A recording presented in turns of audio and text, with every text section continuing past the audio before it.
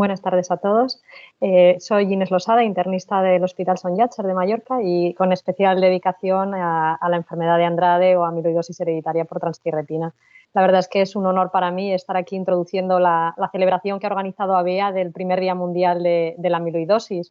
ABEA, la Asociación Balear de Enfermos con Enfermedad de Andrade, ha decidido organizar estas jornadas o esta sesión de cara a dar a conocer en atención primaria la amiloidosis hereditaria por transtirretina.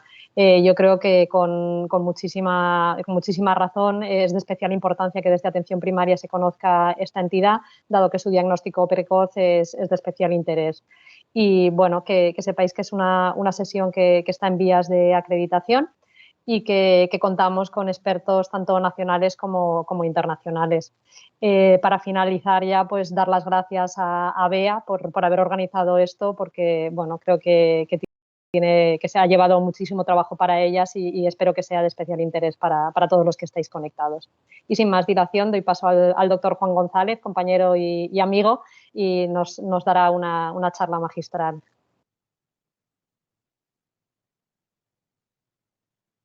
Muchísimas gracias, Inés, y muchísimas gracias a Bea, como ha dicho Inés, por organizar esta sesión tan interesante. Yo voy a dar una pincelada o enseñaros una fotografía de lo que es la enfermedad, aunque muchos igual ya la conocéis o habéis oído hablar de ella. Y la idea de mis sesiones, pues, bueno, presentaros un poco en más profundidad lo que es la amiloidosis por transtirretina variante o enfermedad de Andrade, para luego entrar en temas un poco más concretos con el resto de ponentes. Y como ya habéis oído en la introducción, pues uno de los temas que es importante que reconozcáis es la nomenclatura. Pues mencionar bien una enfermedad es el principio para conocerla bien, ¿no? Entonces, como habéis oído, el primer nombre que se le puso a la enfermedad fue enfermedad de Andrade, porque fue Corino Andrade, un neurólogo portugués, el que la describió por primera vez, una enfermedad que es endémica y donde la mayor parte de la población se encuentra en Portugal. Y por la presentación clínica que tenía su forma, la forma hereditaria portuguesa, que es la que tenemos también mayoritariamente en España, también se la conoció como polineuropatía amiloidótica familiar. Recientemente pues, ha habido algunos cambios en la nomenclatura y lo que se considera correcto es mencionar la amiloidosis por transtirretina variante, si es una forma hereditaria, o amiloidosis por transtirretina wild type o salvaje en la forma senil o la que se conocía previamente como amiloidosis senil. Y veréis que tienen algunas diferencias entre ellas.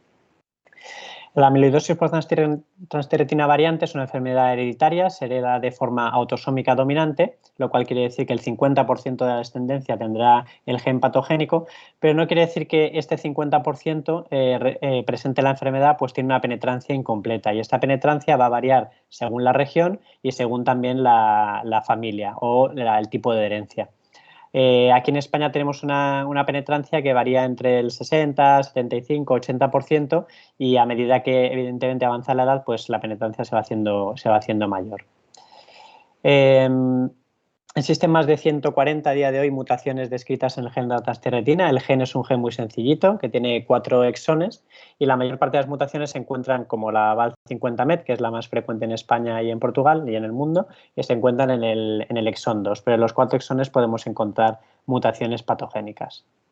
Este sería el mapa en España de una revisión reciente que hicimos del registro de pacientes con amiloidosis por transthyretina más grande del mundo, que se llama TAOS, y en este registro hay más de 5.000 pacientes a día de hoy incluidos, y en España encontramos en el año pasado, cuando hicimos el corte, 333 pacientes incluidos, la mayoría en los focos endémicos, que como sabéis son Palma de Mallorca y Valverde del Camino, en Huelva.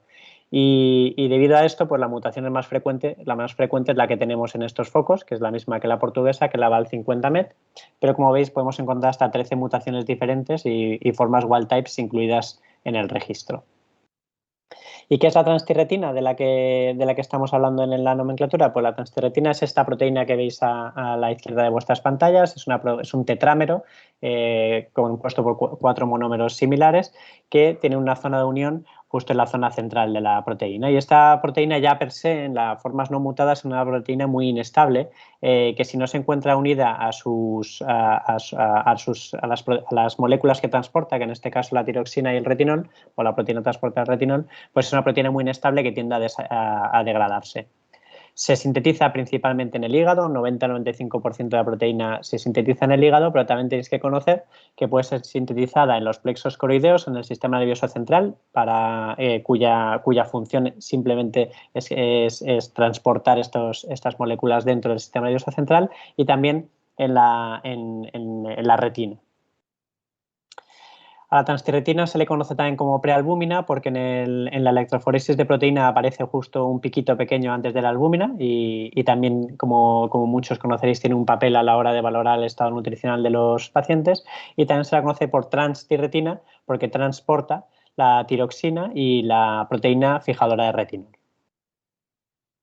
Aparte de estos transportes, parece que tiene un papel en otros aspectos que os comentaré. Simplemente explicar que bueno, el 65% de la albúmina está unida a la proteína transportada de albúmina y solo el 15% en la transthyretina. Sin embargo, la transthyretina es el principal transporte de tiroxina en el sistema nervioso central, lo que supone el 80% del transporte de esta hormona dentro del sistema nervioso central. Sin embargo, en modelos murinos sin transthyretina, mostraron que la ausencia de transthyretina no comportaba una reducción importante en los síntomas asociados al déficit de vitamina A, y tampoco mostraron una alteración importante en el metabolismo tiroideo, pues no es la principal proteína transportadora de la tiroxina. También parece que tiene otras funciones como antioxidante, de proteasa y como neuroprotectora, por lo que se ha visto.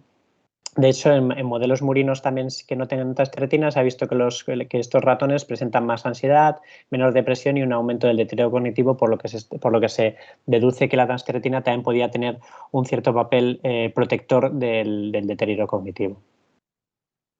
La fisiopatología, como he dicho, en la proteína se sintetiza principalmente en el hígado, es el tetrámero de lo que os he hablado, y como digo, es una proteína que es muy inestable cuando se encuentra vacía, y estos monómeros en pacientes predispuestos genéticamente o en las formas wild type por mecanismos que no se conocen tan bien, forman pequeños oligómeros que tienden a unirse y formar las fibrillas de amiloide, que en la enfermedad variante tienden sobre todo a depositarse en el corazón, en algunas formas, y en el sistema nervioso periférico, en la forma más habitual en España.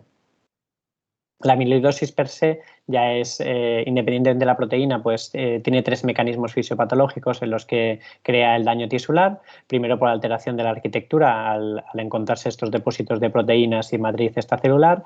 La alteración de la función tisular porque impide el correcto funcionamiento celular cuando estos depósitos ocurren en la matriz extracelular, y también hay un cierto componente de toxicidad celular y apoptosis inducida por los propios oligómeros o protofibrillas. Es una enfermedad, la amiloidosis, cualquier amiloidosis, consecuencia de este trastorno de plegamiento de proteínas. Hay hasta 36 proteínas, aparte de la transtirretina, que pueden causar amiloidosis. La más frecuente es la primaria, la L. Son un grupo heterogéneo de enfermedades y casi todas suelen ser enfermedades sistémicas, ¿vale? Es decir, que pueden afectar prácticamente a cualquier órgano, aunque como veremos hay cierto tropismo según el tipo de amiloidosis del que estemos hablando. Y las principales causas son genéticas, como en nuestro caso, o factores relacionados con la inflamación crónica o el envejecimiento. Como he dicho, los tropismos van a depender de diferentes factores, como la composición molecular de la fibra de amiloide en particular, factores ambientales en el órgano en el que se depositan o la interacción con la matriz extracelular. Este trabajo lo plasma muy bien, es un trabajo en el que se cogen diferentes biopsias en un hospital, en un centro japonés, que den rojo como positivo, y se analizan el tipo de amiloide y el tipo de órgano en donde se encontró el amiloide. Y como vemos, los colores azul son para las amiloidosis primarias, que afectan prácticamente a cualquier nervio, a cualquier órgano, perdonar. Y los colores un poquito más rojo rosita son las amiloidosis por transtirretina, que como veis tenían cierta predisposición a depositarse en hígado, en corazón, perdonar, en tracto gastrointestinal y en nervios periféricos, así como en el túnel carpiano. Y como he dicho, hay diferentes tipos de amiloides. Los más conocidos son las tres primeras. La forma primaria, que es una discrasia sanguínea en la que se depositan cadenas ligeras de inmunoglobulinas. La forma conocida como secundaria, que ocurre en enfermedades inflamatorias como la fiebre mediterránea familiar, en la que se deposita en la que la inflamación crónica es la causante de la amiloidosis. Y la transtirretina, ya sea de forma hereditaria o adquirida, que es la wild type, en la que se deposita la transtirretina. Y como veis, tienen diferentes tropismos de órganos. Como hemos dicho, en la transtirretina, sobre todo en el corazón y en el sistema nervioso periférico, pero como veremos, la clínica es sistémica. Y luego hay otras formas menos frecuentes, como con el fibrinógeno o algunas apolipoproteínas, algunas hereditarias y otras adquiridas. Nuestra forma, como he dicho, clásicamente se ha dividido en patología de dos órganos, sistema nervioso periférico y cardiológico, y de hecho cuando hablamos de las mutaciones, que es el esquema que tenéis abajo, se hablan de mutaciones más bien cardiogénicas, como la VAL142 isoleucina, que es la más frecuente, o neurogénicas, ¿no? o neurológicas, como la VAL50MET. Y luego, cada vez más, se entiende que casi todas tienen un componente durante la historia de la enfermedad de fenotipo mixto, es decir, que pueden afectar a los dos órganos. Pero también estoy aquí para convenceros de que no es una enfermedad únicamente de dos órganos, sino de diferentes órganos, como sabemos en diferentes mutaciones a lo largo de la historia y de lo que hemos ido recogiendo en la literatura. ¿Por qué tiene este tropismo por el sistema nervioso periférico a transtirretina? Pues un poco lo que hemos comentado, por sus papeles seguramente en la neuroprotección, en su papel en la estabilizador del riesgo cardiovascular a nivel cerebrovascular, en la angiogénesis, etcétera, etcétera. ¿Y cuál es la clínica de la enfermedad? Pues esta diapositiva es archiconocida por los que trabajamos en la amiloidosis por transtirretina. Estaba publicado inicialmente en un artículo de Isabel Conceição, neuróloga de Lisboa, y representa muy bien los principales síntomas de la enfermedad. Como veis, no solo afecta al sistema nervioso periférico y al corazón, sino que también puede haber enfermedad a nivel del sistema nervioso central, a nivel de renal, a nivel ocular, que es muy frecuente también, a nivel gastrointestinal, quizás la tercera en frecuencia, túnel carpiano o también por consecuencia o no de la afectación disautonómica del sistema nervioso periférico autónomo, tanto vesical, genitourinaria como por ejemplo, en la disfunción sexual. Esta sería un mapa en el artículo que hemos comentado antes del registro de TAOS, de cuáles son los principales síntomas de los pacientes que están incluidos en este registro en España. Y como veis, independientemente de los fenotipos cardíaco, neurológico o mixto, los síntomas aparecen prácticamente en todos los fenotipos, si bien predomina pues, un tipo de síntomas u otros. Los fenotipos se han creado por unificar un poco los pacientes y a nivel de ensayos clínicos y de estudios observacionales, y es verdad que muchos pacientes se pueden englobar en estos fenotipos que os voy a comentar. Si bien a lo largo de la evolución de la enfermedad un paciente puede cambiar de un tipo de fenotipo a otro o presentar clínica que no sea más tan típica del fenotipo característico. Entonces, dividiríamos los fenotipos clínicos en tres. Estaría el VAL50-MET, es decir, los pacientes portadores de esta mutación de debut temprano, que se considera debut temprano por menos de 50 años, que presenta una enfermedad que se caracteriza principalmente por la neuropatía de fibra fina y la clínica predominantemente disautonómica. Son pacientes que pueden debutar con alternancia de diarrea, estreñimiento, hipotensión ortostática, disfunción sexual y otras alteraciones gastrointestinales, muchas debidas a la disautonomía. Además, por esta pueden presentar alteraciones de la conducción cardíaca y neuropatía motora. El fenotipo VAL50-MET de inicio tardío, más de 50 años, o las mutaciones no VAL50-MET, que normalmente se manifiestan con fenotipo mixto, tienen una neuropatía sensitivo-motora más parecida a la diabética, de longitud dependiente, que suele empezar en pies y de forma ascendente, y a diferencia de la diabética, la progresión es bastante más rápida. Los síntomas disautonómicos no son tan evidentes y sí que pueden presentar una cardia similar a la de las formas cardíacas que ahora comentaremos. Alteraciones de la conducción y también es más típico que en estos pacientes pueda aparecer el túnel carpiano o afectación renal. Por último, el tercer fenotipo sería el fenotipo cardíaco, que es típico de formas no VAL50-MET, sobre todo la VAL142-isileucina, como hemos hablado.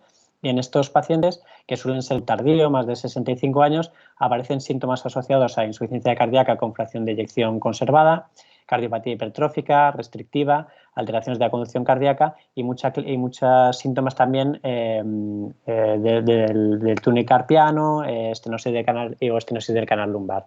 Y sin embargo, en estos pacientes no es tan frecuente la afectación neurológica, aunque cada vez más se está describiendo en la literatura. La afectación a nivel del sistema nervioso periférico ocurre, como hemos comentado, tanto al sistema nervioso periférico somático como al sistema nervioso periférico autonómico. De hecho, la afectación disautonómica es una de las más características, sobre todo en el debut temprano, y la que nos tiene que hacer pensar en esta patología, pues el diagnóstico diferencial se acota más que la de la afectación del sistema nervioso somático. Esto se debe a que la transtirretina se deposita, sobre todo en los pacientes jóvenes, inicialmente en las fibras amilínicas, en la fibra fina, aunque a lo largo de la evolución pueden afectar cualquier tipo de fibra. La polineuropatía es la clínica principal en nuestra variante, la variante VAL50-MET, que como he dicho es la más frecuente en España, aunque hay otras mutaciones como hemos visto.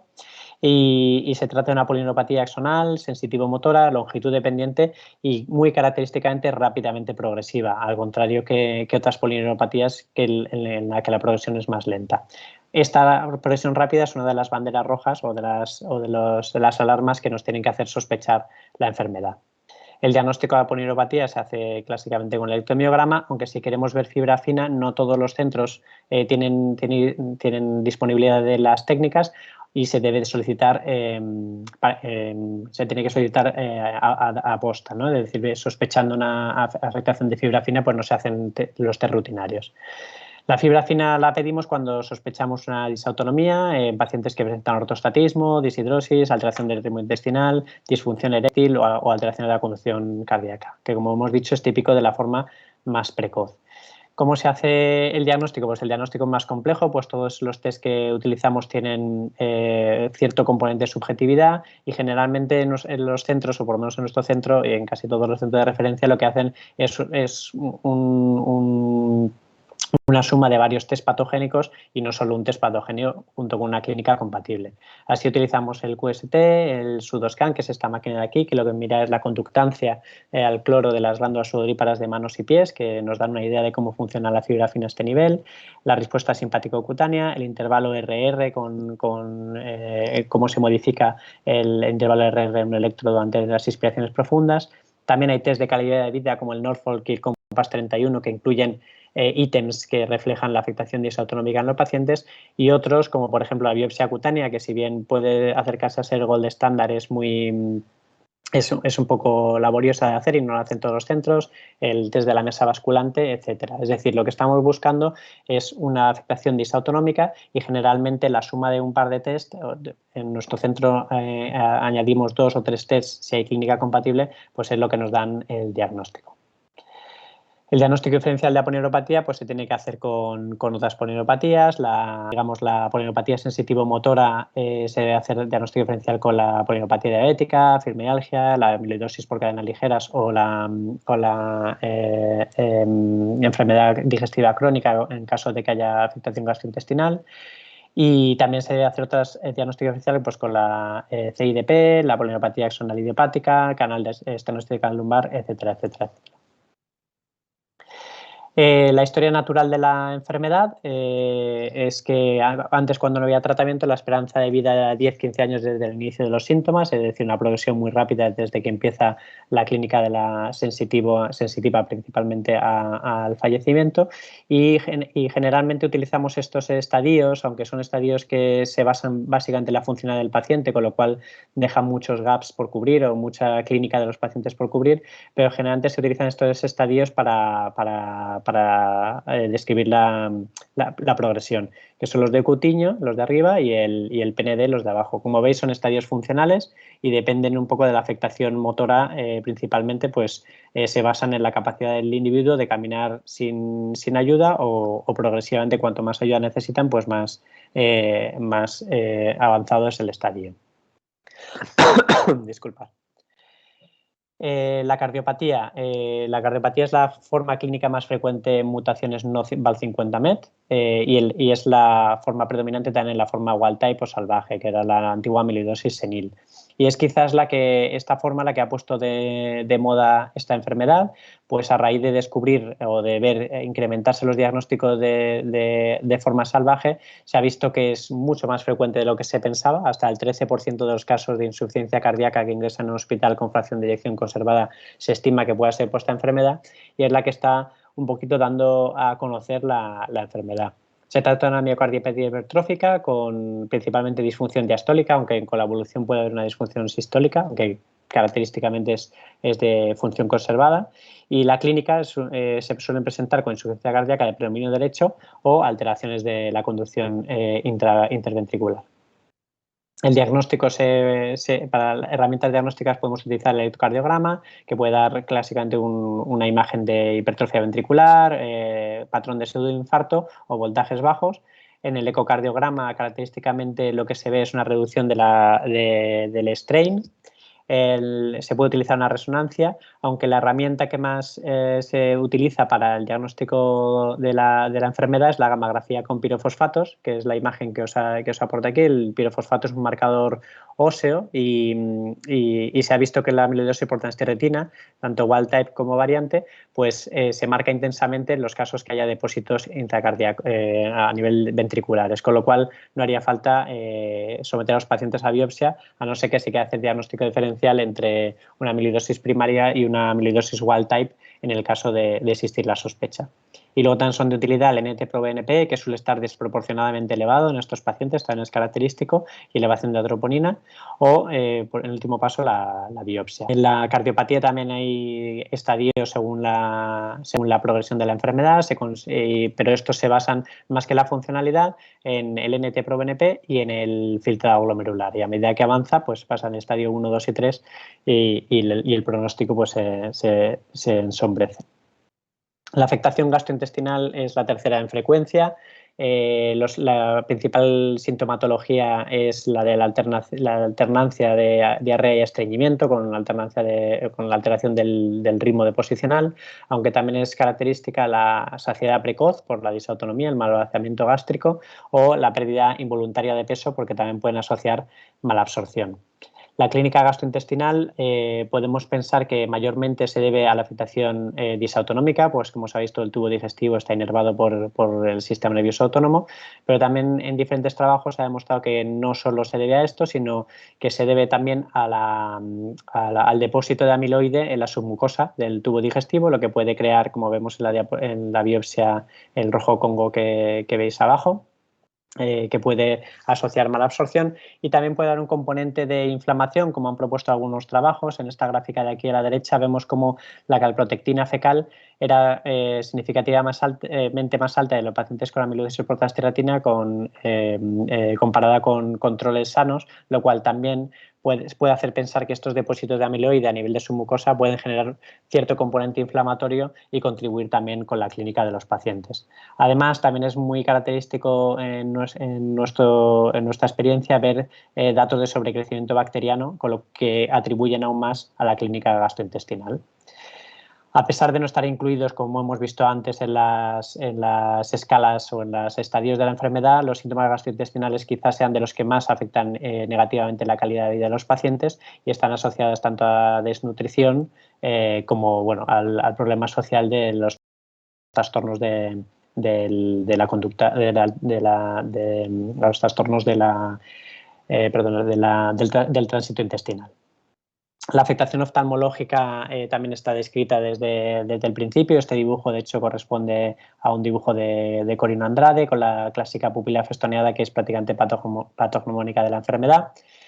Dijimos al principio que la transtirretina se sintetiza en la retina, con lo cual esta afectación ocular se debe principalmente o casi en exclusiva a la transtirretina que se sintetiza localmente. Es una afectación muy frecuente. A medida que avanza la enfermedad la vemos con más frecuencia y la hemos visto, como vemos en la gráfica de abajo, tanto en pacientes trasplantados como en tratamiento con tafamidis. Cuando hemos revisado los pacientes con afectación oftalmológica, parece que ninguno de estos tratamientos la frenan y probablemente los nuevos tratamientos tampoco lo hagan por su efecto a nivel simplemente de la síntesis hepática. La clínica puede deberse a disautonomía, como el síndrome de Seco, la pupila festoneada que hemos visto, la anisocoria, pero también se puede ver al depósito propio de la transtirretina variante dentro del globo ocular, como depósitos vítreos, que los vemos en la imagen, que son clásicamente muy pegajosos y muy difíciles de retirar, glaucoma, cataratas o angiopatía amiloide. La afectación nefrourológica, al contrario que en otro tipo de amiloidosis, no es tampoco muy frecuente, no es lo característico, como la amiloidosis primaria o secundaria, donde la afectación renal es característica. En nuestro caso, sobre todo a nivel temprano, suele aparecer clínica secundaria a la disautonomía, como la disfunción eréctil, el síndrome seco, sobre todo en mujeres, o la vejiga neurógena. Y las formas tardías sí que más o menos un tercio de los pacientes podemos ver algún tipo de afectación glomerular, generalmente con proteinurias no nefróticas, microalbuminuria. Siendo nefrótico, como digo, no es habitual, suele ser más excepcional, y también puede afectar a túbulo intersticial provocando hipostenuria y finalmente en estadios muy avanzados enfermedad renal crónica, diálisis o precisar trasplante renal. Otras manifestaciones, pues, por ejemplo, las ortopédicas, ya hemos hablado, túnel carpiano, estenosis de canal espinal, sobre todo muy típico de las formas wild type y en los fenotipos cardiológicos. Las formas musculares, sobre todo en la forma wild type, aunque también hemos visto casos de miopatía en formas variantes. Cada vez más vemos hipoacusia, aunque es difícil, y afectación de la esfera otorrinolaringológica, aunque es difícil confirmar que se deba a la amiloidosis, o incluso en nuestra serie, por ejemplo, hemos encontrado ya 2 pacientes con nódulos mamarios que simulan tumores y al biopsiarlo son acúmulos de amiloide. ¿Y cuándo pensar en amiloidosis por transtirretina variante? Bueno, clásicamente, como habréis oído en muchas charlas, pues se hablan de las banderas rojas o red flags. En los fenotipos neurológicos, cuando estemos delante de una neuropatía sensitivo-motora progresiva, tenemos que preguntar por antecedentes familiares, también por afectación disautonómica, como la disfunción eréctil o hipotensión ortostática y clínica gastrointestinal, pérdida de peso, y luego otras comorbilidades que puedan ser como cardiopatía, síndrome del túnel carpiano o anormalidades renales o afectación ocular. Si tenemos una polineuropatía con alguna de estas banderas rojas, pues tenemos que encendernos la bombilla y pensar en ella.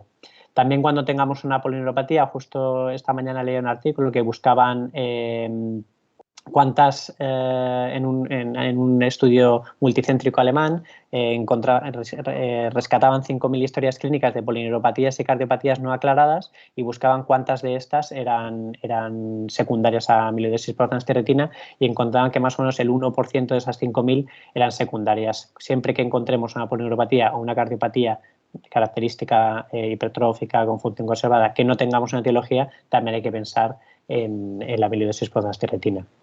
Estas banderas rojas también están para cardiopatía, una cardiopatía hipertrófica sin dilatación ventricular izquierda y generalmente con FEBI conservada en pacientes mayores de 60 años que también asocian algunos antecedentes como neuropatía, disautonomía, síndrome de túnel carpiano, estenosis canal lumbar, pues se debe pensar en esta enfermedad.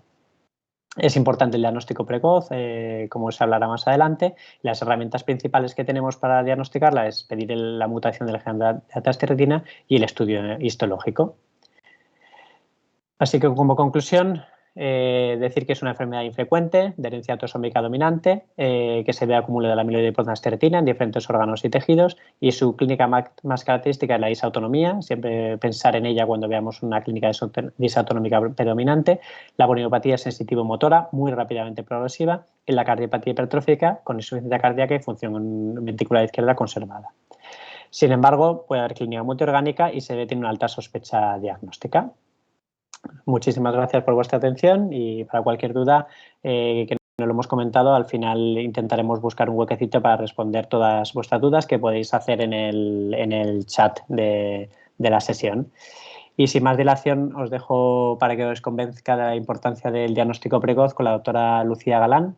Aquí, si puedo. Pues muchísimas gracias. Yo soy Lucía Galán, soy neuróloga del Hospital Clínico San Carlos y como ha comentado el doctor González, voy a presentar, perdonadme que creo que lo he hecho mal, un segundito, otra vez. Voy a presentaros aquí.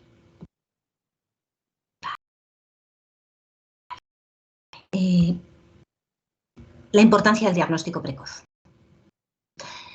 La verdad es que después de estos son mis conflictos de intereses, y después de esta fantástica introducción del doctor González no voy a tener que contaros mucho sobre qué es la amiloidosis hereditaria por transthyretina, que como él ha dicho, ahora recibe el nombre de amiloidosis por transthyretina variante.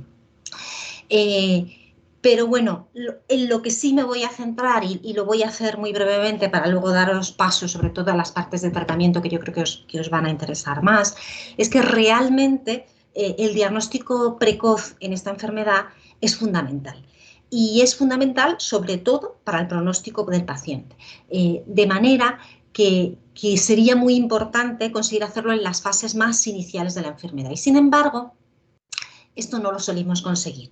La verdad es que la media de diagnóstico varía según estemos en zonas endémicas o no endémicas, que luego a lo mejor nos lo cuenta mejor la doctora Borrachero, pero en media está entre 2 años y 4 años. Y es verdad que los centros de excelencia también han conseguido reducir este tiempo, pero aún así sigue siendo un tiempo que es demasiado para una enfermedad que, como ha contado el doctor González, es tremendamente progresiva. Y una imagen muy parecida a esta ya nos la ha enseñado el doctor González. Esta, de hecho, es una revisión de esa imagen que inicialmente hizo con Seisound, pero que viene a explicarnos un poco cómo ese proceso diagnóstico es muy complicado.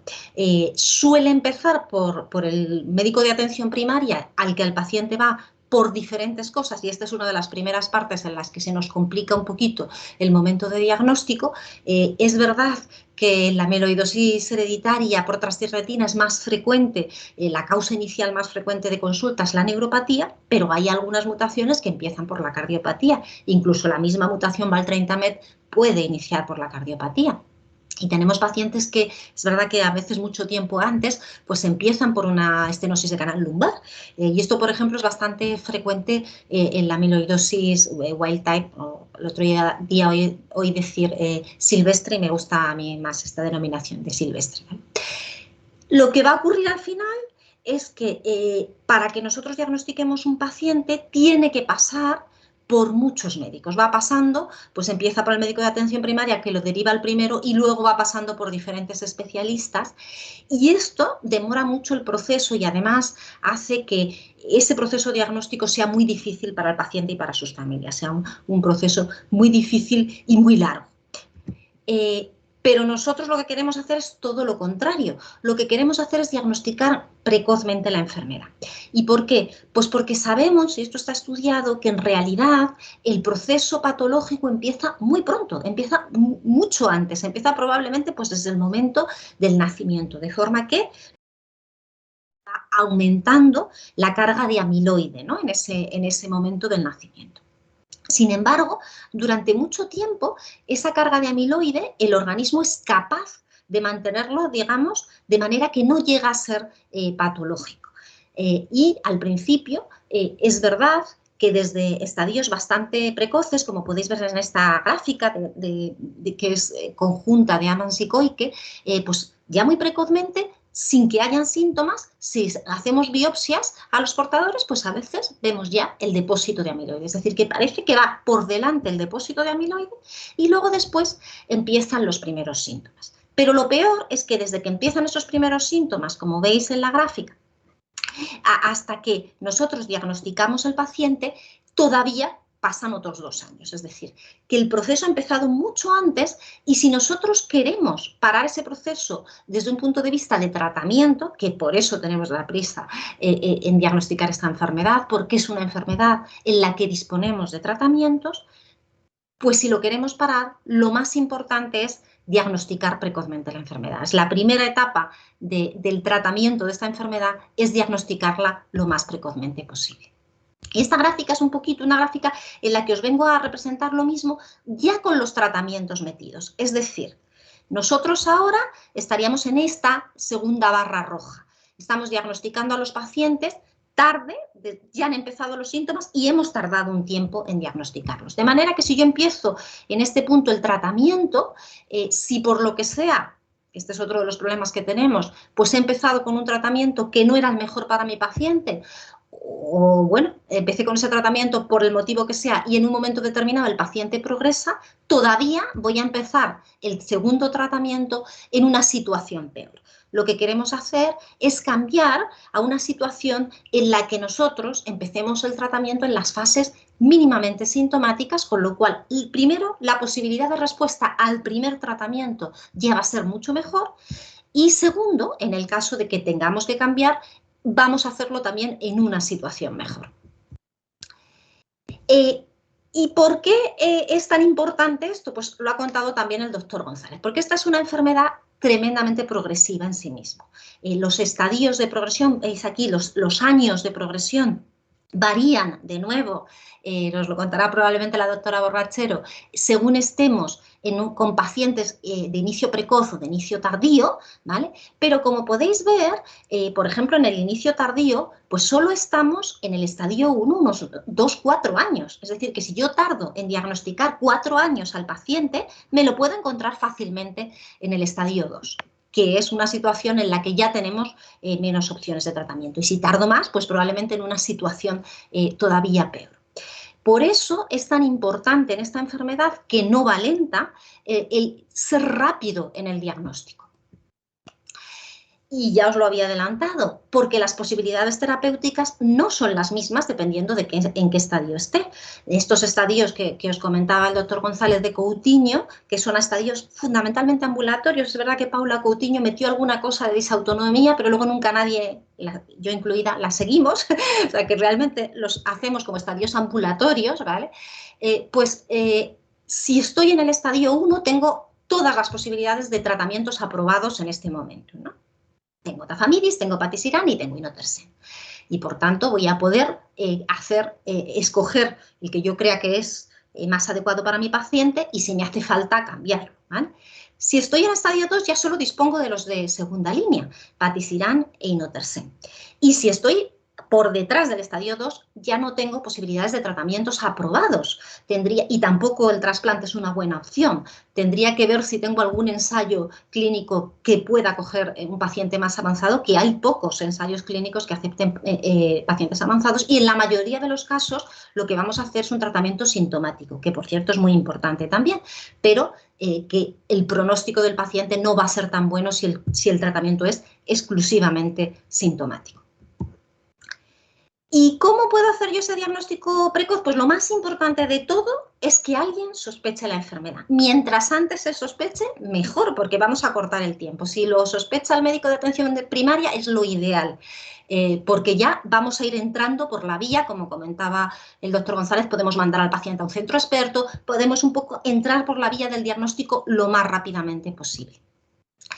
Para sospechar la enfermedad, lo primero es tenerla en la cabeza, eso es lo más importante, y conocerla un poco, pero es verdad que estas señales de alarma, antes nos ha enseñado el doctor González, las primeras, las iniciales, que son muy buenas, son las de Conseil Sound, y estas son las últimas, son las del 2020, y lo que hacen es considerar dos tipos de pacientes. De nuevo, los pacientes de inicio precoz, que suelen ser los de foco endémico, ¿vale?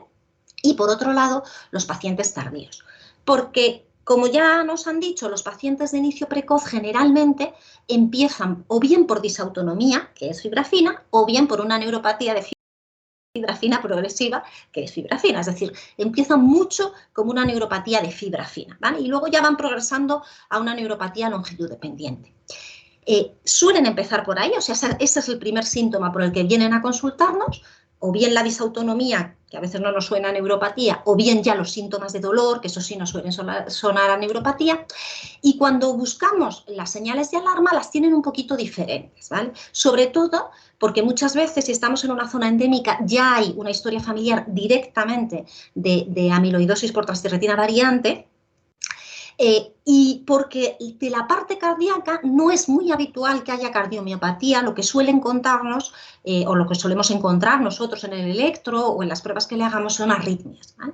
Todo lo demás, la pérdida de peso, las opacidades vítreas, anomalías renales, pueden aparecer en los dos, aunque de nuevo hay una cierta tendencia a que sean más frecuentes las anomalías renales en los inicios precoces y en los focos endémicos.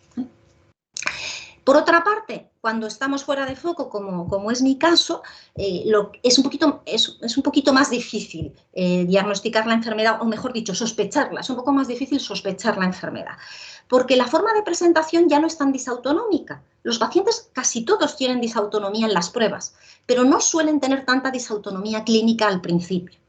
Y lo que nos suelen contar es una neuropatía progresiva que se parece más a otras neuropatías de otros orígenes, con mucha fibra gruesa y por tanto con mucha ataxia, con mucho desequilibrio, o incluso nos puede parecer una CIDP porque son neuropatías que tienen bastante motor y que pueden afectar proximal y distal, como le pasa a la CIDP.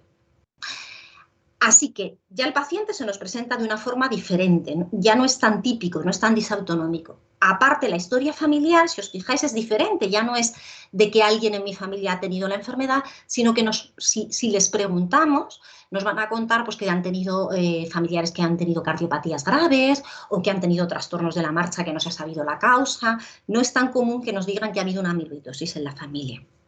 Además, por supuesto, estos pacientes tienen con más frecuencia el carpo bilateral, que no es muy habitual en los pacientes de inicio precoz. Se parecen en esto un poquito más a la wild type y pueden tener disautonomía, pero no es tan habitual al principio. Y la otra cosa que es diferente, las otras dos cosas, es que tienen trastornos de la marcha por esa ataxia, precoces, ya bastante desde el principio, y que muchas veces la cardiopatía puede ser de cualquier tipo y puede ser miocardiopatía hipertrófica, incluso se han descrito valvulopatías, es decir, que tenemos que tener la cabeza más abierta a la hora de la cardiopatía. ¿Y cómo lo puedo hacer? ¿Cómo puedo diagnosticar yo a estos pacientes más precozmente? Pues probablemente si el paciente nos viene desde el punto de vista de la neuropatía, es decir, si nos entra por clínica de neuropatía, lo más importante en este caso es hacer el estudio genético. Y este es un trabajo de nuevo de Adams, en el que lo que veis es que si yo hago el estudio genético precozmente y no espero a tener el resultado de la biopsia, consigo adelantar el diagnóstico en unos 2 años y por tanto iniciar el tratamiento unos 2 años antes, que es muy importante, ¿vale? Por supuesto, esto ya estaba descrito en el caso de los focos endémicos, el empezar directamente por la genética, pero había un esquema que nos sirvió durante mucho tiempo y fue útil, que decía para zonas no endémicas pasemos primero por la biopsia, pero en realidad si hacemos eso lo que vamos a hacer es demorar el diagnóstico. La genética de la transtirretina es una genética fácil, es un gen con pocos exones, es un gen pequeñito, es barata y además hoy en día incluso nos la ofrecen gratis pues diferentes compañías. Pero incluso aunque la tenga que pagar el Estado, es barata al nivel de otras pruebas que hacemos bastante, pues anticuerpos, etcétera, que hacemos con bastante más soltura que el caso de la genética por transtirretina. Así que el resumen sería, si quiero diagnosticar más precozmente a alguien que entra por la neuropatía, es importante no demorar el estudio genético. Y si quiero diagnosticar a alguien que entra por la cardiopatía, pues aquí la situación es diferente, porque es verdad que si el paciente tiene cardiopatía con hipertrofia, no arritmia, tenemos un arma que nos es bastante útil y que suele ser bastante disponible en los hospitales y que ya lo ha comentado también el doctor González, que es la gammagrafía ósea.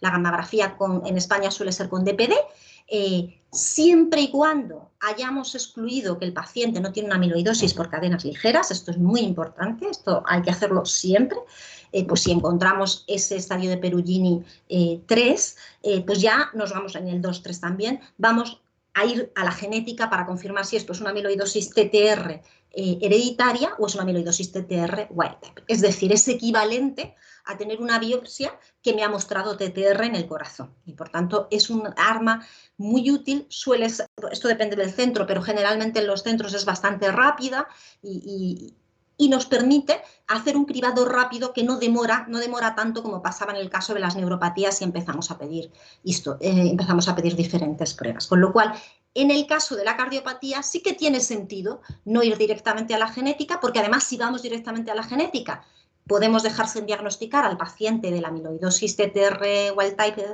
silvestre y pasamos por la gammagrafía que nos permite primero diagnosticar la amiloidosis TTR cardíaca y luego después, siempre y cuando tengamos las cadenas libres negativas y el proteinograma, siempre después podemos hacer el estudio genético para ver si es hereditaria o si no lo es, si es silvestre. ¿Vale? Esta ya os la había enseñado, de nuevo intentando adelantar.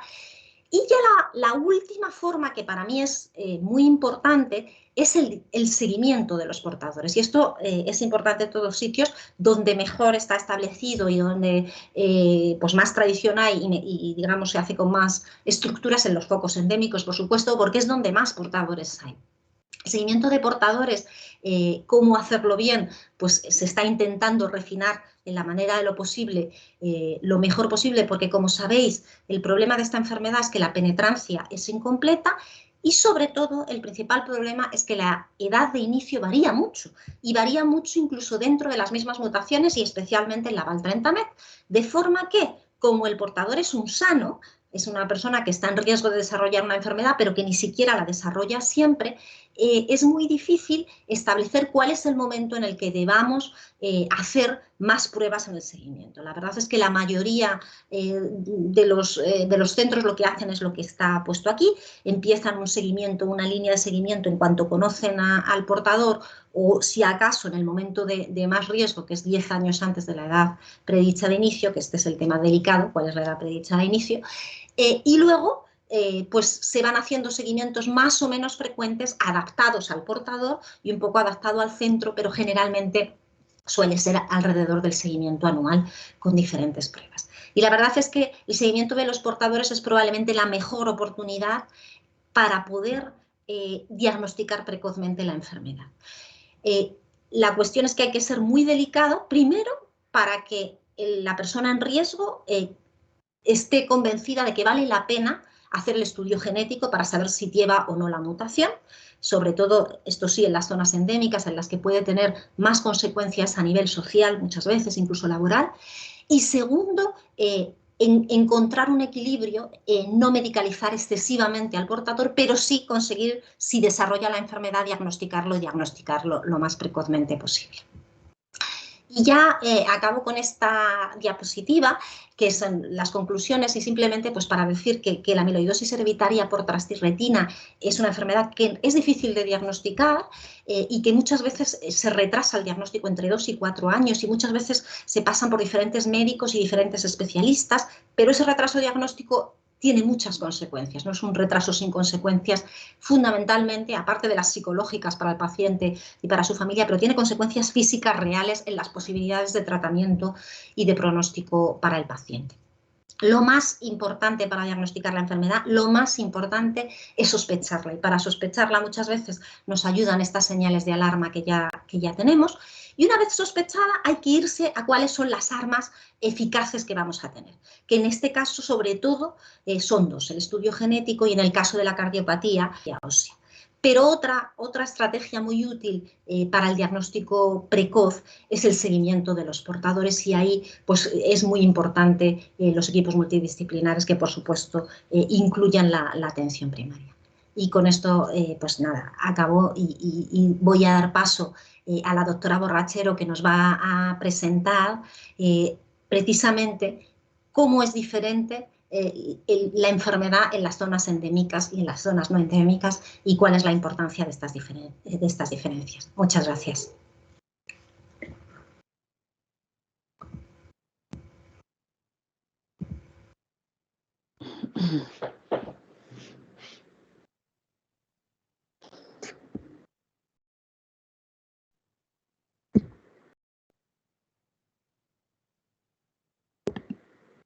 Ahora. Buenas tardes, soy Cristina Borrachero, soy internista del Hospital Juan Ramón Jiménez de Huelva, y nada, muchísimas gracias a Bea por la invitación y un placer estar con todos ustedes. Yo voy a hablar sobre las diferencias entre la zona endémica y las zonas no endémicas. Por introducir el tema, aunque ya todo esto se ha comentado, pero bueno, sabéis que estamos ante una enfermedad en principio minoritaria. Eso quiere decir que tiene una prevalencia muy baja, una prevalencia se considera una enfermedad rara, una prevalencia de menos de 5 casos por cada 10.000 habitantes, pero la buena noticia es que es una enfermedad en realidad emergente. Yo creo que porque cada vez se conoce más, y esto hace que cada vez el número de diagnósticos sea mayor en todo el mundo. La distribución clásicamente de esta enfermedad es una distribución endémica, se distribuye en focos endémicos a nivel mundial, pero como ya he dicho, pues ya he descrito muchos casos esporádicos. Los focos más importantes a nivel mundial están en Japón, en Suecia, en Portugal, en Brasil, en Estados Unidos, y nosotros en España pues somos el quinto o el sexto foco a nivel mundial. Dentro de nuestro país, pues tenemos dos focos importantes. El primero está en Palma de Mallorca, que según me contó el doctor González, aproximadamente tiene diagnosticados unos 200 pacientes. Y el segundo es bueno, el área hospitalaria a la que yo pertenezco, en la provincia de Huelva, una localidad que se llama Valverde del Camino y sus alrededores, donde tenemos diagnosticados aproximadamente 140 pacientes ahora mismo. Para entrar en materia, yo quería, bueno, una serie de conceptos dejarlos claros, que ya de esto se ha hablado antes, pero bueno, sabéis que estamos ante una enfermedad de depósito, que es hereditaria, se hereda de forma autosómica dominante, y que se debe a la mutación de un gen que fabrica una proteína, que es la transtirretina. Se han descrito más de 140 mutaciones, de las cuales la más frecuente pues, es la mutación Val50MET, que antiguamente se llamaba Val30MET. De hecho, yo diré varias veces Val30MET porque me sale sola, pero actualmente se llama mutación Val50MET. Y se trata de una enfermedad que es una enfermedad sistémica, como ya ha explicado el doctor González, cuyos pilares clínicos de afectación están en el sistema, la polineuropatía periférica y el corazón, aunque asocia pues, otros síntomas que se deben a disautonomía y otros síntomas que se deben a depósitos de amiloide en otros organismos. Según esto, pues existen dos fenotipos o tres fenotipos: sería el fenotipo cardíaco o el fenotipo neurológico, y luego un fenotipo mixto. Pues el tercer concepto que yo quería aclarar es la relación que existe entre el fenotipo y el genotipo. Como ya he dicho, existen más de 140 mutaciones, de forma que parece una relación entre el genotipo del paciente y el fenotipo. Cada mutación, dijéramos, tiene un fenotipo característico. Y esto, bueno, esta diapositiva, como antes ha dicho el doctor González, una diapositiva archiconocida, pues está para nosotros también en todas las presentaciones, pero es bastante característica. Y aquí se describen algunas mutaciones, según estén a la derecha o a la izquierda del esquema. El predominio del fenotipo es predominio cardiológico, o los pacientes tienen predominio neurológico, o un fenotipo mixto. De las nuestras, la que tenemos más frecuente, pues la Val30MET o Val50MET, cuando el debut es tardío, el predominio de la clínica es más neurológica, y cuando el debut es temprano, el predominio clínico es más neurológico. y cuando el debut es tardío, pues el predominio clínico es más un fenotipo de tipo mixto. Otro concepto importante que quería explicar es la penetrancia. Ya lo ha explicado antes Juan, pero bueno, en realidad la penetrancia es un concepto sencillo, es la posibilidad que tiene un paciente que ha heredado una mutación genética para desarrollar una enfermedad. En nuestra enfermedad la penetrancia es una penetrancia variable. Esto nos permite distinguir entre dos grupos de pacientes, los pacientes enfermos, que son aquellos que han desarrollado la enfermedad, y los pacientes portadores asintomáticos. La edad de debut también es un concepto importante para entender la característica de los focos endémicos, puesto que los agrupamos en dos partes también, en dos grupos, aquellos que debutan con menos de 50 años, que son pacientes que pertenecen a un grupo que es un grupo de debut temprano o early onset, y aquellos que debutan con más de 50 años los englobamos dentro de un grupo de debut tardío. En estos pacientes también hay que tener en cuenta que existe un fenómeno, que es un fenómeno de anticipación, es algo que tampoco está del todo claro, pero que se trata de un fenómeno de, perdón, los pacientes que debutan, los pacientes que pertenecen a una área endémica, no siempre debutan con la misma edad que sus antecesores. Esto quiere decir que es algo a tener en cuenta, sobre todo a la hora del seguimiento de los pacientes portadores asintomáticos. Vale. Las diferencias fundamentales entre los focos endémicos y los focos endémicos las tenemos fundamentalmente en el tipo de mutación y el fenotipo y el desarrollo. La mutación más frecuente, la mutación más frecuente tanto en zonas endémicas como en zonas no endémicas siempre es la mutación Val50met. ¿Qué pasa en las zonas no endémicas? Pues que en las zonas no endémicas siempre hay más heterogeneidad, es decir, existen otras mutaciones distintas a la mutación Val50met que hacen que el fenotipo de estas zonas sea un fenotipo fundamentalmente más cardiológico. Es decir, en las zonas endémicas fundamentalmente hay un predominio neurológico y en las no endémicas o el predominio es mixto o es un predominio cardiológico. Esto hace que el desarrollo de las zonas endémicas tenga un curso de la enfermedad más agudo, porque es característico de estas zonas, que en las zonas más tardías es las que es más insidioso, y ahora explicaré por qué. El debut de la enfermedad en las zonas endémicas es más frecuente que sea un debut temprano, o al menos, por lo menos, que tengan un porcentaje similar. Mientras que en las zonas tardías o en las zonas no endémicas, el debut suele ser un debut más tardío. Es frecuente en las zonas endémicas que también encontremos un fenómeno de anticipación, aunque no siempre eso ocurre en el 100% de las familias, pero frecuentemente el debut de la enfermedad suele ocurrir incluso hasta 10 años antes de la aparición de la enfermedad en los antecesores. Evidentemente, los antecedentes familiares se conocen más en las zonas endémicas y existe una mayor mortalidad en las zonas no endémicas. ¿Y cuáles son las posibles causas de estas diferencias? Bueno, pues la primera, la agrupación familiar. Evidentemente, ahora la gente se mueve más, tiene una movilidad mayor, pero anteriormente, pues yo creo que el emparejamiento de las personas era siempre con personas que vivían en su zona, y esto hace que se perpetúe, ¿no?, una enfermedad que es hereditaria. La penetrancia, pues sabemos que en la penetrancia de una enfermedad influyen sobre todo factores genéticos, pero también influyen factores ambientales, con lo cual las personas que están dentro de un mismo están sometidas en general a los mismos factores ambientales, con lo cual eso hace que la penetrancia probablemente en las zonas endémicas sea mayor que a lo mejor en las zonas no endémicas. El desconocimiento de la enfermedad es algo muy importante. Cuando uno conoce una enfermedad, pues no la sospecha. Y el no sospechar la enfermedad hace que no se diagnostique. Y esto produce un retraso en el diagnóstico, como ha explicado la doctora Galán, que puede tener consecuencias muy importantes porque hace que los tratamientos se instauren de forma tardía. Entonces, el desconocimiento y sobre todo el retraso del tratamiento hacen que aumente la mortalidad de las zonas no endémicas. En estas zonas, las zonas endémicas, es muy importante la presencia o el seguimiento de los portadores asintomáticos, porque esto nos va a hacer poder diagnosticar rápidamente a los pacientes conociendo que son portadores asintomáticos y mejorar su calidad de vida y su tratamiento. Y por resumir, las diferencias, por tanto, de las zonas endémicas con las zonas endémicas son fundamentalmente, aunque esto es muy general, no siempre ocurre así, pero principalmente que en las zonas endémicas el inicio suele ser precoz, mientras que las otras el inicio es más tardío, es decir, debutan con menos de 50 años y las otras más de 50 años. En las zonas no endémicas conocemos la historia familiar de los pacientes, es difícil que esto ocurra en las zonas no endémicas.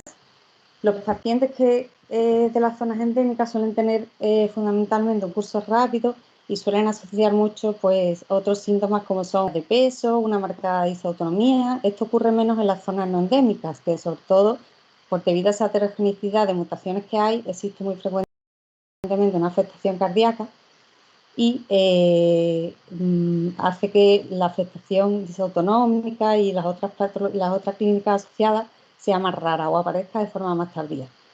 De hecho, además, la polineuropatía que se asocia en las zonas endémicas suele ser una polineuropatía mixta sensitivo-motora y en las zonas tardías una polineuropatía sensitiva. Yo creo que probablemente esto es porque se produce antes la polineuropatía en la zona endémica y la evolución te lleva a que al final tenga una afectación sensitivo-motora. Y luego, como característica así un poco especial, el tema del túnel del carpo, que es más frecuente en las zonas endémicas, en las zonas no endémicas, perdón, siendo además más frecuente de forma bilateral y es más rara en las zonas no endémicas. Una característica de nuestro foco, en realidad, se trata de una localidad que es una localidad rural, donde existen aproximadamente 12.800 habitantes. De ellos tenemos diagnosticados a 141 pacientes, 71 son enfermos y el resto son portadores. 25 además tienen un trasplante hepático. La prevalencia ahora mismo en nuestra zona es de 7,5 casos por cada 1.000 habitantes, o sea, supera con creces la prevalencia característica de las enfermedades minoritarias. La mutación más frecuente es la mutación Val50M. Tenemos una penetrancia del 48%, el 50% son varones y el 50% mujeres. Y a diferencia de lo que ocurre en otras zonas endémicas, nosotros tenemos una proporción prácticamente similar de debut temprano y de debut tardío, un 50% aproximadamente. Tenemos un fenómeno de anticipación en un 26% de los pacientes y el perfil es fundamentalmente mixto. De nuestro foco, el 100% de nuestros pacientes tienen una afectación neuropática y el 48% tiene una afectación cardíaca. Normalmente son enfermos que tienen una afectación, un desarrollo de la enfermedad ya más avanzado y muchos de ellos trasplantados hepáticos. La afectación ocular tampoco es despreciable, un 19% de los pacientes también suelen ser enfermos que tienen una patología ya más avanzada y lo que sí es bastante frecuente es la clínica de disautonomía, ¿no? Que tienen un porcentaje alto, un 70% y un 96%, fundamentalmente con afectación genitourinaria y con afectación del sistema gastrointestinal. Y bueno, solo decir que es clave para esta enfermedad el conocimiento de la patología, tanto en zonas endémicas como en zonas no endémicas. En zonas endémicas porque ayuda sobre todo cuando aparece en portadores asintomáticos y en zonas no endémicas porque es muy desconocida. Entonces es importante conocer la señal de alarma, conocer la red flag para sospecharla. Creo que es muy importante preguntar por los antecedentes familiares y por el origen del paciente, no solo endémicas, porque un paciente puede vivir en Salamanca pero tener sus antecedentes familiares en Mallorca. Entonces creo que eso es una pregunta bastante clave a la hora de historiar un paciente en el que se sospeche esta enfermedad. Y la derivación temprana ante la sospecha de patología para empezar cuanto antes el tratamiento. Y nada, decir que sumamos todos, la importancia de la industria farmacéutica que es fundamental porque nos ayuda a nosotros a poder comunicarnos entre nosotros, ayuda y enseña en las zonas endémicas a los médicos que atienden a otros pacientes. Es muy importante el papel de las asociaciones, primero porque yo creo que los pacientes que pertenecen a un área endémica se sienten protegidos en ella y por supuesto pues dar la posibilidad de consulta a pacientes que aparecen en áreas no endémicas. Y bueno, existe la importancia de la atención médica con los equipos multidisciplinares, sobre todo para poder ayudar a los pacientes que están diagnosticados. Nada, muchas gracias. Doy el paso a la doctora Losada. Muchas gracias, Cristina. Voy a compartir la presentación.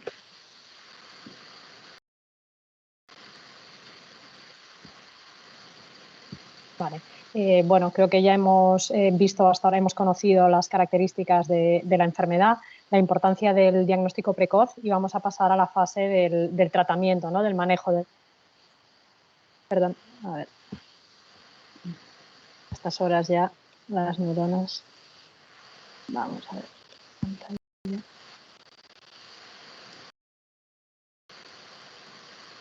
¿Ahora? ¿Está bien? Vale. Bueno, pasamos a la fase del tratamiento, ¿no? El tratamiento se basa en dos pilares. Por un lado, el tratamiento sintomático, que probablemente es el que más, en el que más van a influir las decisiones de atención primaria, y por otro lado, el tratamiento específico de la enfermedad, que ya es más, donde tiene un papel más importante la atención hospitalaria, ¿no? Entonces, bueno, me gustaría no tener que hablar del tratamiento sintomático, ¿no? Porque con tanto hincapié que se ha hecho en la importancia del diagnóstico precoz, si realmente consiguiésemos que todos los pacientes se diagnosticasen de forma tan precoz, no tendríamos que tratar ningún tipo de síntomas prácticamente, pero como desgraciadamente no es así, creo que es importante que desde atención primaria se conozcan los tratamientos de los que disponemos para este tratamiento específico y que sepamos las posibles contraindicaciones que tienen en este tipo de pacientes. Creo que es importante que sepáis que todos los pacientes con amiloidosis por transtirretina son candidatos a recibir tratamientos sintomáticos, por supuesto, no así los tratamientos específicos. Por supuesto, lo más importante, al final lo que intentamos con este tipo de tratamientos es mejorar la calidad de vida de los pacientes y es muy importante que se haga por equipos multidisciplinares. En este esquema os pongo nuestro equipo multidisciplinar que tenemos aquí en el hospital, pero por supuesto la comunicación con la atención primaria es crucial para poder hacer un tratamiento sintomático adecuado. Entonces, como ya conocemos las distintas manifestaciones que puede dar esta enfermedad, voy a ir pasando una por una las más importantes y viendo de qué tipos de tratamientos disponemos a día de hoy y cuáles son los más adecuados. Entonces, dentro de las manifestaciones neurológicas, ya nos han comentado previamente que uno de los síntomas más importantes o una de las manifestaciones más importantes es la polineuropatía y esto con el consecuente dolor neuropático que tienen nuestros pacientes. Entonces, ¿qué fármacos tenemos? Uy, no sé qué ha pasado. No estáis viendo mi presentación, ¿verdad? Se ha desconectado. No sé por qué. Ahora sí, ¿no? Vale. Ahora sí, ¿no? Vale. Entonces, antiguamente para el tratamiento del dolor neuropático se utilizaba de primera elección la gabapentina o la pregabalina. A día de hoy la seguimos utilizando, si bien recientemente ha salido una revisión bibliográfica sobre el tratamiento del dolor neuropático. La mayor parte de los estudios están basados en polineuropatía diabética, pero yo creo que se pueden extrapolar a los pacientes con amiloidosis por transtirretina con polineuropatía. La recomendación de esta revisión, después de una extensa revisión, es que se utilicen, ¿sí? Ahora, perdón, es que se utilicen, ya no sé por qué sigue saliendo, bueno, ahora, vale. Es que se utilicen de primera elección los inhibidores de la recaptación de serotonina, como son la duloxetina o la venlafaxina, las dosis que os pongo aquí. Se ha visto que estos inhibidores de la recaptación de serotonina son más eficaces que la gabapentina o la pregabalina y con menos efectos secundarios. Luego, en segundo lugar, estarían los antidepresivos tricíclicos, como la amitriptilina, que quizás la utilizamos menos, pero la recomiendan en segunda elección en esta revisión tan reciente del 2021. Y en último lugar pondrían las que se utilizaban de forma tan frecuente, que son la gabapentina y la pregabalina. En casos refractarios, y no hay muchísimos pacientes tan refractarios, pero sí que nos los encontramos de vez en cuando, y hay otros fármacos que se pueden considerar, como pueden ser los parches de lidocaína o capsaicina, que sí que se ha confirmado su eficacia en polineuropatía diabética, no así en pacientes con amiloidosis por transtirretina, pero que se podrían utilizar. O si no, pasaríamos al escalón de los opioides, como el tramadol, la oxicodona o la morfina. Sin olvidar que pueden estar los cannabiloides o incluso los antiepilépticos, como pueden pueden ser la oxcarbazepina, la lamotrigina o la cosamida, pero que se utilizan ya en casos muy seleccionados. Yo creo que desde atención primaria probablemente los más utilizados serían los 3 primeros, es decir, inhibidores de la recaptación de serotonina en primer lugar, en segundo lugar los antidepresivos tricíclicos y por último gabapentina o pregabalina. Otro de las manifestaciones neurológicas que ya se han mencionado son los síntomas disautonómicos. Y dentro de los síntomas disautonómicos, uno de los síntomas que es muy incapacitante y muy frecuente en nuestros pacientes, y además que suele aparecer más en pacientes jóvenes, es la hipotensión ortostática. Yo creo que ya todos conocemos la definición de hipotensión ortostática, que es una caída de la presión arterial con el ortostatismo y que lógicamente influye negativamente en la calidad de vida del paciente y tiene altísima morbimortalidad, porque produce caídas, traumatismos craneales, puede dar lugar a hemorragias cerebrales. Por lo tanto, es muy importante que lo tratemos adecuadamente. Ahí se basa en 3 pilares el tratamiento de la hipotensión ortostática. En primer lugar, la corrección de los factores agravantes. En segundo lugar, la implementación de medidas no farmacológicas. Y por último, en casos muy refractarios, habría que poner tratamiento farmacológico. ¿Cuáles serían los factores agravantes? Pues, en primer lugar, todos los fármacos que reduzcan el volumen intravascular, como son los fármacos tan utilizados, que los diuréticos. Los diuréticos muchas veces se utilizan en estos pacientes porque asocian insuficiencia cardíaca, pero hay que tener mucho cuidado en el abuso de diuréticos porque, como os digo, reduce el volumen intravascular y aumenta la hipotensión ortostática. Por otro lado, fármacos vasodilatadores. Estos pacientes, como hemos dicho también previamente, tienen disfunción eréctil. El sildenafil es uno de los fármacos que se utiliza para la disfunción eréctil, pero mucho cuidado en estos pacientes que tienen hipotensión ortostática porque empeorará la hipotensión ortostática por su efecto vasodilatador. Y lo mismo con los nitratos. Algunos de estos pacientes también asocian cardiopatía isquémica y si les ponemos nitratos, de nuevo estamos vasodilatando y empeorando la hipotensión ortostática. Los alfa-bloqueantes también es otro de los fármacos que se utilizan en ocasiones en estos pacientes cuando se van haciendo mayores y tienen síndrome del tracto urinario inferior, y también hay que tener mucho cuidado porque también puede empeorar esta hipotensión ortostática. Y luego otro de los factores agravantes puede ser la anemia. Muchos de estos pacientes tienen anemia de trastorno crónico o incluso anemia ferropénica y es importante corregirla y conseguir que tengan unas hemoglobinas por encima de 10, siendo necesario en ocasiones aportarles hierro o incluso darles eritropoyetina. ¿Cuáles serían las medidas no farmacológicas? Inicialmente parecen de perogrullo, pero en muchas ocasiones nos olvidamos de transmitírselas a los pacientes. Nosotros las tenemos muy claras, pero directamente, bueno, simplemente revisamos los fármacos y les decimos 2 cositas, pero es muy importante insistir en estas medidas no farmacológicas. ¿Cuáles serían las más importantes? Lo primero, evitar la exposición a temperaturas elevadas. Aquí en Mallorca de especial importancia durante un periodo bastante largo del año porque hace bastante calor y hay que acordarse de decirles que eviten estar mucho tiempo al sol. Por supuesto, no permanecer levantado durante periodos prolongados. Si estamos mucho tiempo de pie, tendremos más riesgo de sufrir hipotensión ortostática y, por lo tanto, síncopes.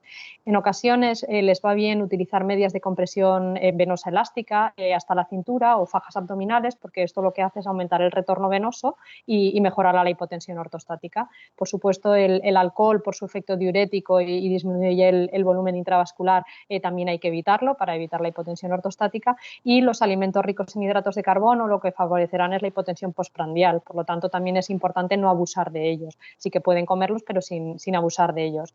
Va muy bien a estos pacientes también decirles que hagan comidas fraccionadas para que la hipotensión postprandial no sea tan marcada. Por supuesto, aumentar la ingesta de agua y de sodio. Una actividad física moderada y evitando los ejercicios isométricos que pueden favorecer esta hipotensión ortostática y, por supuesto, algo que yo creo que siempre nos acordamos de decirle al paciente es que no se levante rápidamente de la posición de sentado o incluso del decúbito.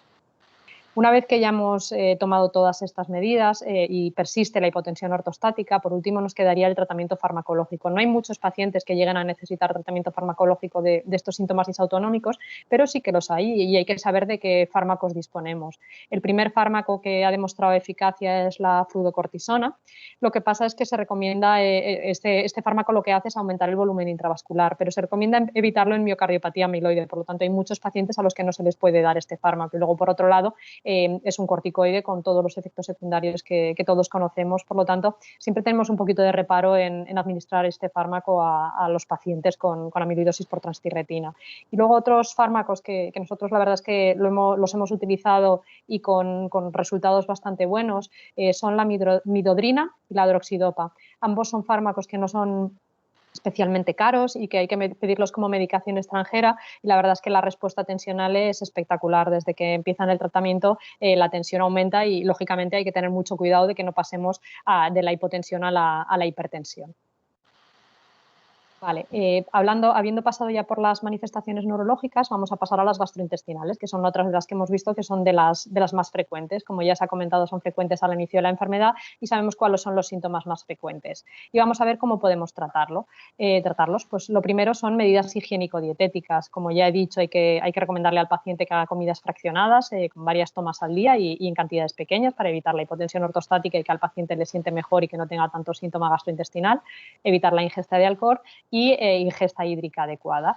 Y luego, a nivel farmacológico, ¿cómo podemos intervenir en estos pacientes? Pues, ¿cómo podemos tratar la saciedad precoz y las náuseas? El fármaco que más evidencia ha demostrado es la domperidona, sobre todo para el tratamiento de la gastroparesia. Hay una revisión bastante reciente también en un European Journal de Gastroenterología y van repasando los distintos fármacos y su eficacia. Y concretamente en la gastroparesia lo que se recomienda es la domperidona. Como antieméticos, los fármacos más utilizados son los que es la metoclopramida, que todos la conocemos, y sin embargo algo menos utilizado y quizás no desde atención primaria, pero a nivel hospitalario podemos utilizar los bolos de eritromicina intravenosa o en casos ya muy refractarios hospitalizar al paciente y rehidratarle vía intravenosa.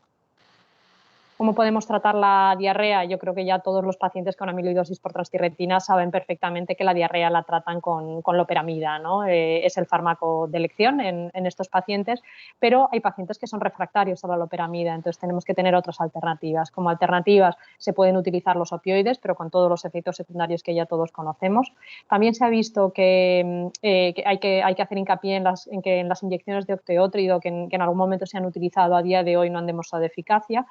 Y como ya ha comentado Juan, muchos de estos pacientes sufren de sobrecrecimiento bacteriano, entonces acordarse de las tandas de rifaximina, que en ocasiones pueden mejorar estos episodios de diarrea.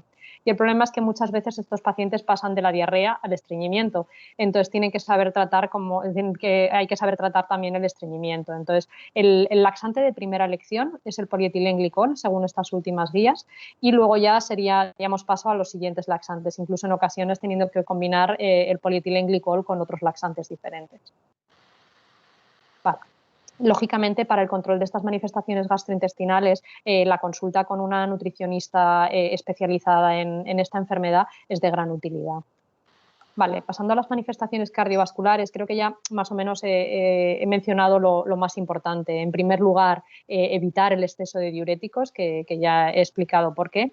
Y luego, en segundo lugar, para el tratamiento de la insuficiencia cardíaca, a todos estos pacientes hay que retirarles el betabloqueante, porque se ha visto que empeora el pronóstico. También es importante evitar los IECAs y los ARA2. Por lo tanto, el manejo de la insuficiencia cardíaca de estos pacientes es bastante diferente al de la insuficiencia cardíaca común.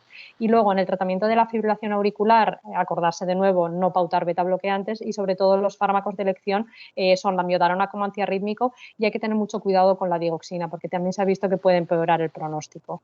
Y luego ya el resto de manifestaciones creo que se excederían del tema de esta sesión. Vale, otra de las manifestaciones bastante frecuentes son las genitourinarias con la vejiga neurógena, y el primer tratamiento de elección siempre el tratamiento fisioterápico para recuperación del suelo pélvico, que en muchas ocasiones únicamente con esto los pacientes van bien. Por supuesto, cambios en el estilo de vida que también pueden favorecer esta vejiga neurógena, como son el café, los cítricos, el chocolate, y muchas veces simplemente con maniobras de Valsalva los pacientes consiguen orinar, o simplemente con presión a nivel de la vejiga consiguen orinar y disminuir este depósito intravesical que queda después de la micción. Muchos pacientes tienen que acabar con sondajes urinarios intermitentes o incluso permanentes, dependiendo de pacientes. Esto ya generalmente son pautas por urología, y, por supuesto, los fármacos anticolinérgicos. El problema de estos fármacos anticolinérgicos es que bueno, tienen muchos efectos secundarios como sequedad de mucosa, dilatación pupilar, aumento de la frecuencia cardíaca, por lo que no solemos utilizarlos tan a menudo y generalmente pasamos antes a los sondajes intermitentes, que como muchos de ellos son pacientes jóvenes, lo hacen bastante bien y sin muchas complicaciones. Y luego la disfunción eréctil, ¿no? Muchas veces aparece en pacientes muy jóvenes y es un problema. Y el tratamiento de elección son los inhibidores de la fosfodiesterasa, pero ya como ya he dicho hay que tener mucho cuidado en pacientes con hipotensión ortostática porque puede empeorarla y con las consecuencias que ello puede tener.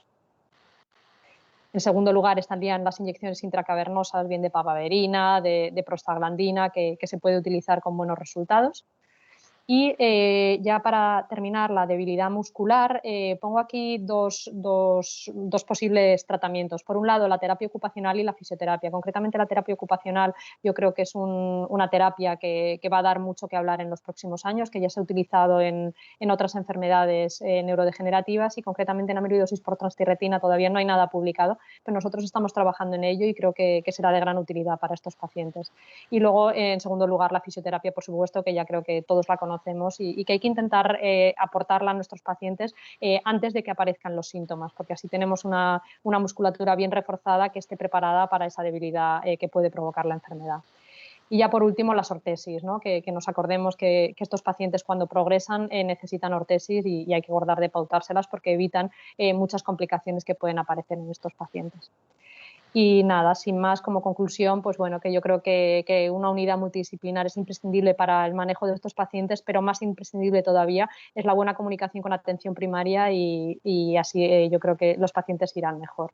Y doy paso a la doctora Bosch, que nos hablará de los tratamientos específicos de la enfermedad.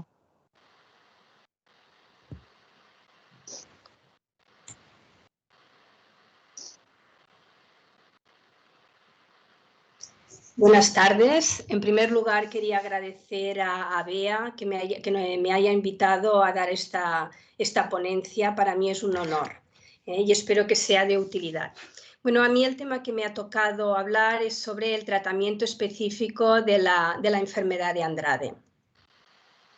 Quería hacer un breve recuerdo, en principio, del doctor Corini Andrade, que ya lo había comentado el doctor González inicialmente. El doctor Corini Andrade fue en el año 39 cuando visitó por primera vez a una paciente de 37 años, a una mujer, que le llamó la atención porque era una paciente que refería una clínica de una paraparesia, de predominio en miembros inferiores, una disociación. Perdona, ¿has compartido la pantalla? Sí, sí, sí. Ah, yo no la veo.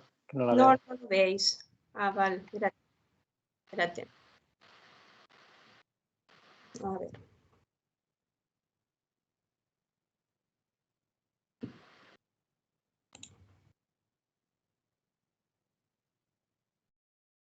¿La veis ahora, Juan? Sí. ¿Sí?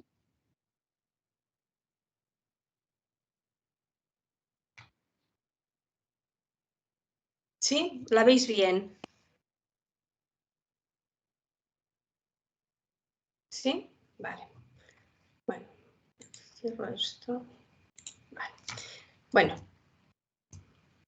Ahora estoy teniendo problemas. Un momentito. Bueno. En principio, pues lo que estaba comentando, ¿no? Que el doctor Corini Andrade fue en el año 1939 que atendió a una paciente de 37 años con esta clínica neurológica. Llamaba la atención una paresia en miembros inferiores, una disociación termoalgésica, una paciente que tenía unas alteraciones gastrointestinales y también alteraciones sobre todo esfinterianas. Él finalmente recogió un grupo de 74 pacientes que eran de distintas familias y lo publicó en la revista Brain en el año 52 como una forma peculiar de neuropatía periférica. Luego vio que era una amiloidosis sistémica hereditaria. Él ya en ese momento se dio cuenta que eran pacientes que no tenían un tratamiento específico en ese momento y que su esperanza de vida era de unos 10-12 años. Aquí también referirnos a esta gráfica, ¿no? Que en aquel momento ya el doctor Corinne Andrade vio que la esperanza de vida era corta porque no había ningún tratamiento efectivo para la enfermedad, y comentar aquí la importancia de los estadios de Coutinho, sobre todo en la forma neuropática de la enfermedad de Andrade. A grosso modo comento estos estadios porque luego nos servirán para valorar el tratamiento óptimo en estos pacientes. Está el estadio 1 de Coutinho, que a grosso modo sería aquellos pacientes con una clínica polineuropática más light, que no precisan ayuda para caminar. El estadio 2, cuando son pacientes que precisan ya ayuda para caminar, que se tienen que necesitar o un bastón, un caminador o unas muletas, y el estadio 3 ya sería el estadio más avanzado, que son pacientes que ya están confinados a una silla de ruedas o bien en la cama. Como tratamiento hay que tener en cuenta una serie de puntos claves. En el momento actual sabemos que la mayoría de pacientes con amiloidosis hereditaria por transcirretina podrán tener acceso a la terapia modificadora de la enfermedad. Es muy importante saber en estos estadios de Coutinho en qué estadio tenemos el paciente para poder elegir el tratamiento más óptimo, que también dependerá del país en que esté el paciente. Hay actualmente una serie de criterios, como también se ha comentado, muy importantes para el diagnóstico precoz de la enfermedad, y poder iniciar un tratamiento lo antes posible. Recordar también que hay una frecuencia elevada del fenotipo mixto, que es más severo. Actualmente también hay biomarcadores importantes para monitorizar la progresión de la enfermedad, y recordar pues, que hay ensayos clínicos, sobre todo la terapia de silenciación genética, que hablaremos ahora a posteriori. No voy a entrar, los pilares fundamentales del tratamiento en la enfermedad de Andrade son pues, el tratamiento sintomático, como muy bien ha comentado la doctora Losada, que no voy a entrar en ello, y el tratamiento etiopatogénico de la enfermedad. Aquí en esta gráfica vemos un pequeño resumen, ¿no?, de lo que ha sido el tratamiento. Desde que el doctor Corinne Andrade descubrió la enfermedad, la publicó en el año 1952, hasta el año 1990, no había ningún tipo de tratamiento, desgraciadamente. El tratamiento era sintomático. A partir del año 1990, sobre todo, como hemos descrito en la fisiopatología, que se produce la mayor parte de la síntesis de esta proteína, la transtirretina, a nivel hepático superior a un 95%, fueron los suecos los que iniciaron por primera vez en el año 90 el primer trasplante hepático. El primer trasplante hepático aquí en España se realizó en el año 91 en el Hospital Virgen de la Rixaca de Murcia. Posteriormente, pues hubo unos años en que el único tratamiento que teníamos en estos pacientes era el trasplante hepático. El problema era que a lo mejor pues, el diagnóstico en un paciente que ya había sobrepasado la edad para un trasplante, a lo mejor que tenía 70 años, estábamos muy imposibilitados para ofrecerles algún tipo de tratamiento eficaz. Luego fue cuando en el año 2007 empezaron a salir ensayos clínicos, sobre todo con el tafamidis. El tafamidis comentaremos que es un fármaco estabilizador de esta proteína transtirretina. También hubo estudios con el diflunisal, que el diflunisal es un antiinflamatorio no esteroideo conocido, que por ejemplo se ha utilizado mucho en el tratamiento de la artritis reumatoide. A posteriori, ya en los años 2013-2014, aparecieron fármacos como el patisiran y el inotersen, que se aprobaron en el año 2018 por la FDA y la Agencia Europea del Medicamento, y actualmente están disponibles. Ver aquí en esta gráfica, por ejemplo, el tanto por ciento de accesibilidad a la enfermedad de esta terapia modificadora de la enfermedad. Vemos que inicialmente no teníamos nada y en los últimos años pues el 95% de los pacientes pueden tener acceso a estos fármacos. Aquí esta gráfica es muy ilustrativa, Para hablar del tratamiento etiopatogénico podemos fijarnos sobre todo en 3 puntos fundamentales. Fármacos o, por ejemplo, el trasplante hepático, que actuaremos sobre la supresión de la síntesis de la transtierretina. Aquí tenemos, como digo, el trasplante hepático y los silenciadores genéticos, como el patisiran y el inotersen. Hay fármacos que pueden actuar estabilizando la proteína transtierretina para evitar que se desestabilice y se provoque la cascada hasta producir el depósito de amiloide. Aquí tendríamos el tafamidis, el diflunisal, la tolcapona, por ejemplo, que es un fármaco que se utiliza en el tratamiento del Parkinson. Y otro punto donde se puede actuar en el tratamiento etiopatogénico es en la eliminación de los depósitos de amiloide una vez ya formados. Aquí tendríamos fármacos como la doxiciclina asociado al ácido urso desoxicólico, sustancias derivadas del té verde, anticuerpos anticomponente P del amiloide, etc. Bueno, vamos a hablar un poquito de este primer punto, que tenemos el primer tratamiento que apareció etiopatogénico de la enfermedad, como es el trasplante ortotópico hepático. Como ya he dicho, se inició en el año 90 en Suecia y se ha visto que los mejores resultados en el trasplante hepático se producen si es la mutación VAL50MET, si es en pacientes jóvenes, sobre todo en la forma early onset, y hacemos un diagnóstico precoz de la enfermedad. Cuanto menos daño haya basalmente, mejor. Se ha demostrado que el trasplante hepático mejora la supervivencia a los 10 años más del 70% y que la mortalidad es de un 7-10% en el primer año del trasplante. El problema es que el trasplante no puede revertir la afectación orgánica que ya existe, por esto es importante el diagnóstico precoz. Recordar que todos, desgraciadamente, hemos tenido pacientes en que la enfermedad, a veces, a pesar del trasplante hepático, continúa progresando. Eso se explicaría por acúmulo de la transtierretina wild type o salvaje, sobre todo a nivel cardíaco y de nervios periféricos.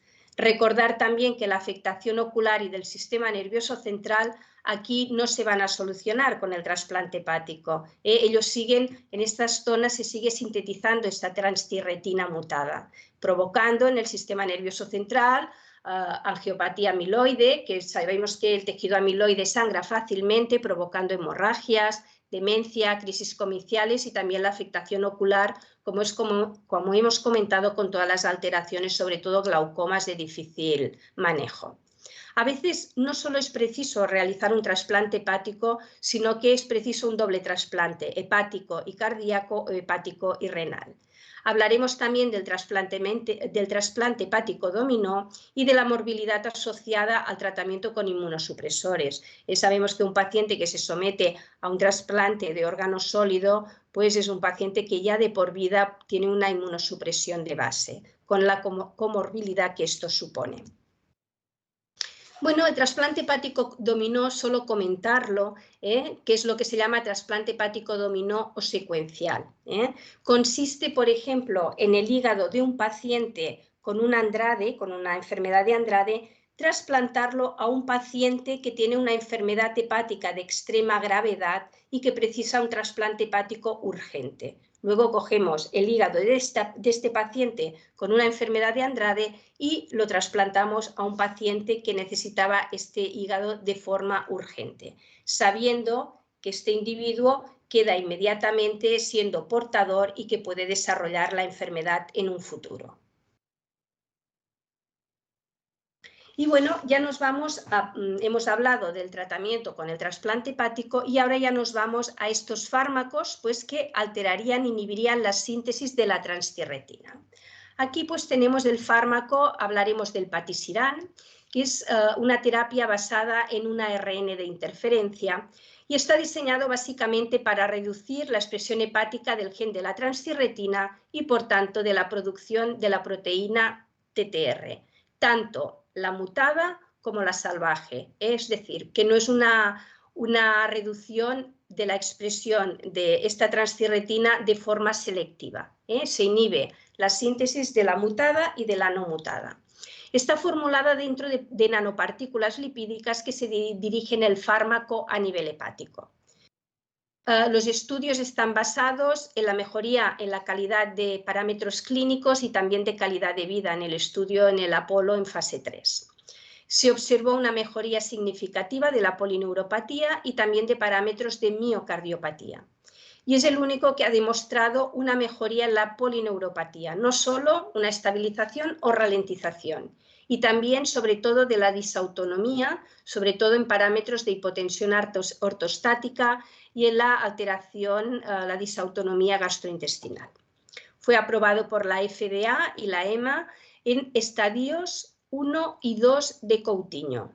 La administración es intravenosa cada 3 semanas y puede tener efectos adversos, sobre todo en la zona de infusión o efectos sistémicos. Es preciso una premedicación, sobre todo con dexametasona, ranitidina, antihistamínicos, previo a cada infusión de este fármaco.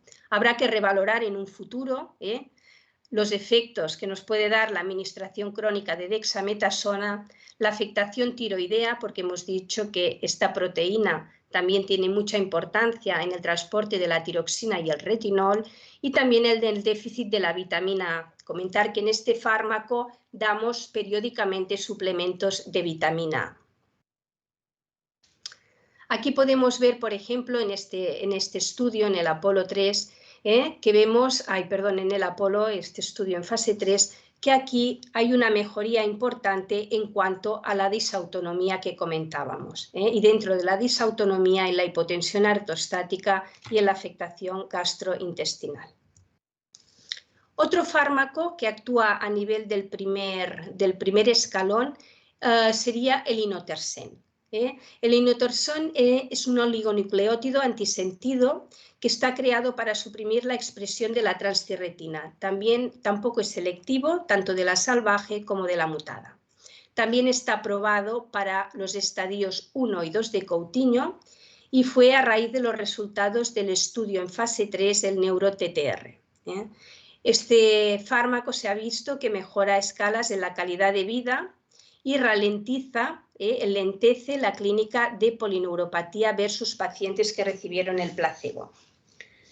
Tampoco mostró mejoría de los síntomas que ya teníamos establecidos previos al tratamiento y estabiliza parámetros cardíacos. Como efectos secundarios, este fármaco nos puede dar trombocitopenia y glomerulonefritis.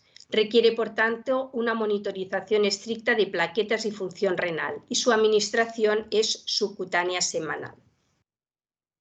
Aquí vemos un estudio en el amiloid en el cual también el inotersen se está utilizando. Hay estudios en los cuales se ve que también puede actuar y es un fármaco que puede ir bien en tratamientos con cardiopatía amiloide por transtirretina, tanto la wild type como la mutada. Y aquí para referir un poco, ¿no?, lo de la fisiopatogenia de la enfermedad, desde que tenemos el tetrámero hasta que se disocia en forma de dímeros, forma las fibrillas de amiloide y se deposita.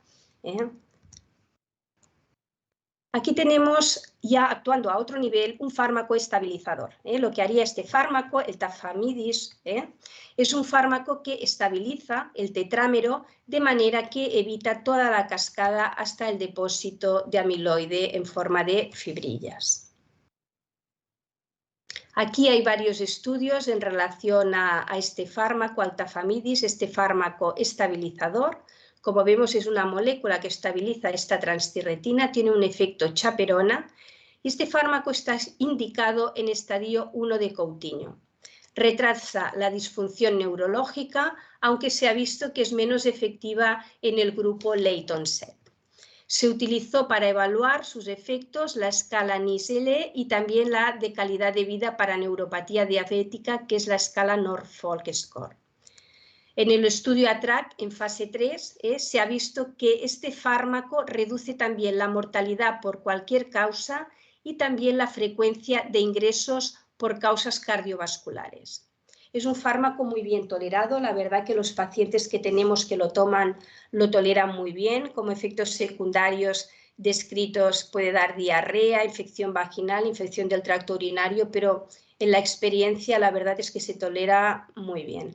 La administración son 20 miligramos cada 24 horas por vía oral y hay una serie de predictores de progresión en pacientes sobre todo con amiloidosis hereditaria por transtirretina, la forma polineuropática, con la mutación Val30MET, que están tratados con tafamidis. Sería cuando en la escala ya inicialmente, al iniciar el tratamiento, el NIS es superior a 10, tienen los pacientes una concentración baja de transtirretina en plasma al inicio del estudio y el sexo masculino también es un factor predictor de progresión.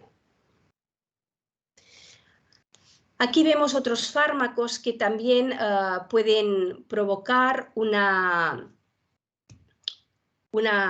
mejoría en cuanto a la estabilización de la transtirretina, como sería el diflunisal. El diflunisal hemos comentado que es un antiinflamatorio estabilizador de la transtirretina.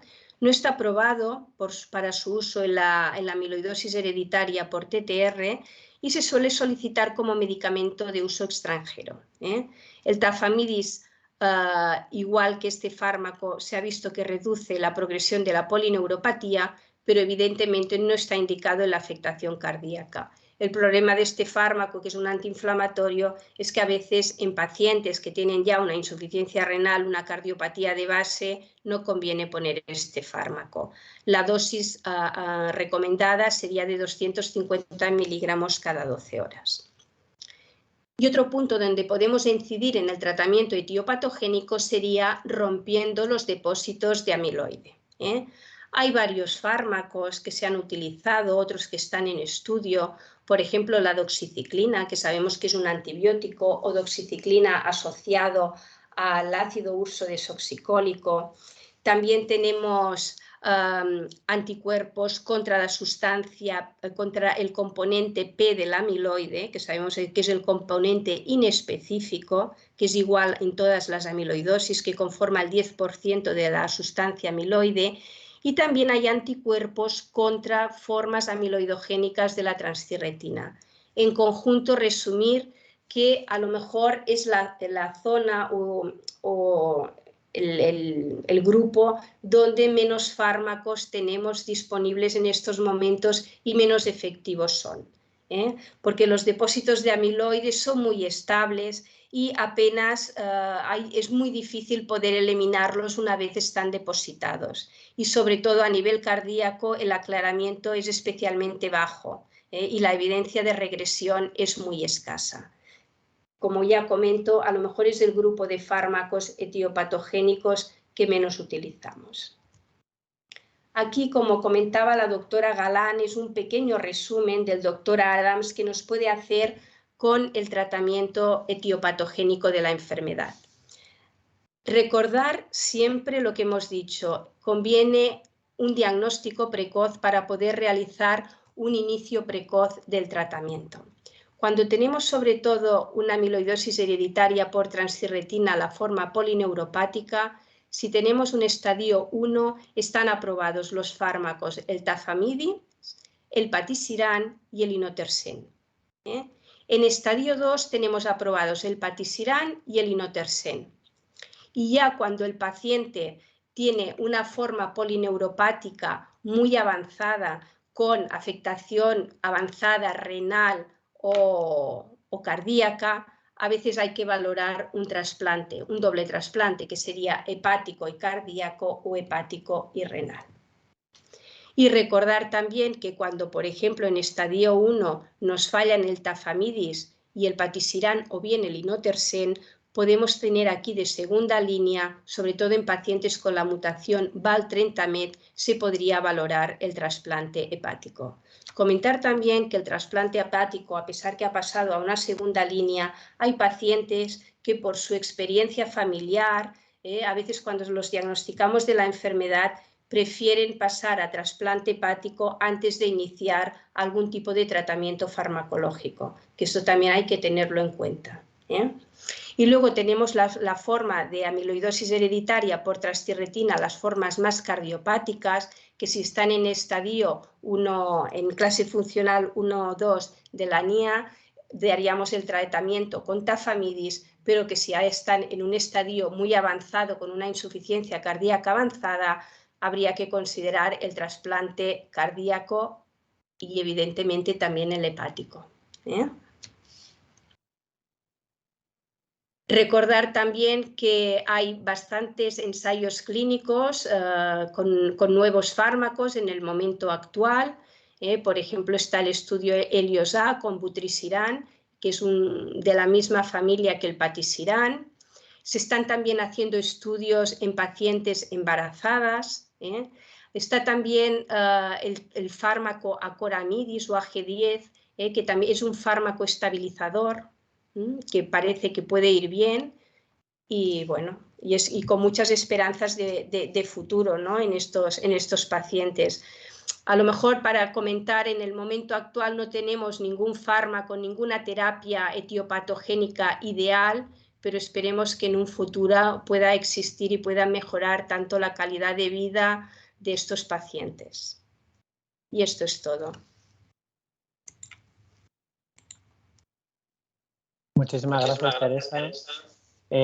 Bueno, vamos un poquito mal de tiempo, pero vamos a concluir esta tarde en la que hemos resumido muy concentradamente y creo que muy claramente todos los ponentes la enfermedad de amiloidosis por transtirretina.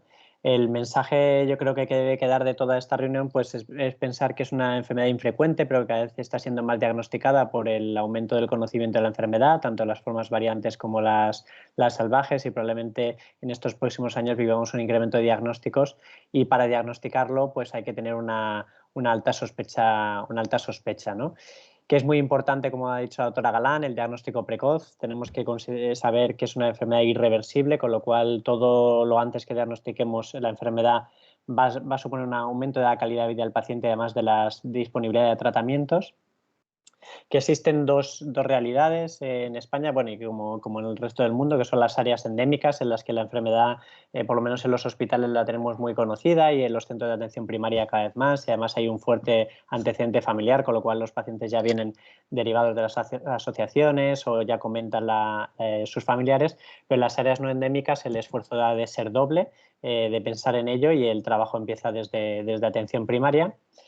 Que allí en los centros de salud pues tenéis un papel fundamental, sobre todo en el tratamiento sintomático, que aunque lo que manejemos nosotros a la hora de titular, de cambiar tratamientos, de manejar los efectos adversos, pues va a estar en vuestras manos, y que habéis de conocer los síntomas que se pueden tratar y que pueden beneficiarse de algún tratamiento sintomático, como ha explicado la doctora Losada. Y por último, que conozcáis los tratamientos específicos, que si bien son de pautaria, pues vosotros podéis detectar efectos adversos o tenéis que conocer un poquito su mecanismo a la hora de manejar pacientes que lo estén recibiendo.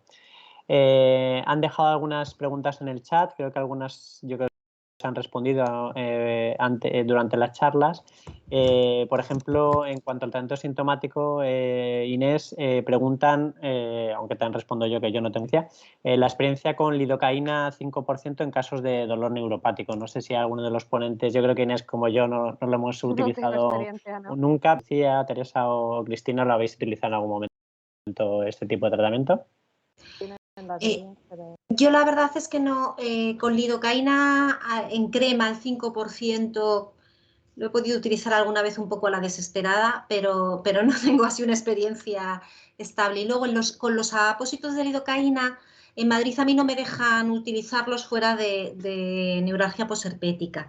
Es verdad que el dolor de estos pacientes, como es más en pies, el parche de lidocaína, que a mí me gusta mucho, pero no pega bien en pies. Entonces, con lo que sí tengo buena experiencia es con el parche de capsaicina, para hacer el tratamiento cuando está bastante localizado en pies. Si ya sube mucho, pues es que ya tendrías que cubrir demasiada zona. Depende un poquito del paciente, como pasa siempre con el parche de capsaicina, pero es verdad, lo comentaba antes Inés, que el tratamiento del dolor neuropático, que es siempre muy difícil, en estos pacientes es más difícil, sobre todo si tienen hipotensión ortostática, que a veces con la duloxetina pues pueden empeorar.